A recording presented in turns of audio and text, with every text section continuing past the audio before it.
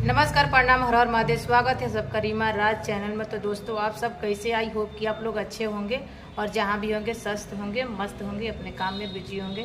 तो दोस्तों, हम आए थे, मतलब ये डॉक्टर साहब हैं, आए थे रुदल राज जी को लेकर, जो सिंगर हैं और व्यास हैं।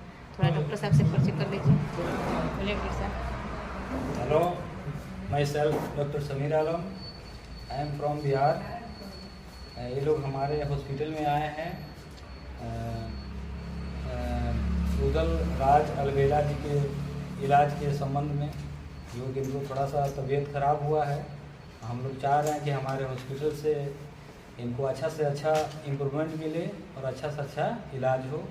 और हम लोग का बस यही कामना है कि रुदल जी जल्द से जल्द ठीक है और आप लोग के बीच बहुत अच्छा दवा देते हैं, क्योंकि हमारा दवा यहाँ से चलता है बहुत, मतलब अच्छा में अच्छा। जिसको भी अगर दवा की अगर तबीयत खराब है तो प्लीज़ डॉक्टर साहब से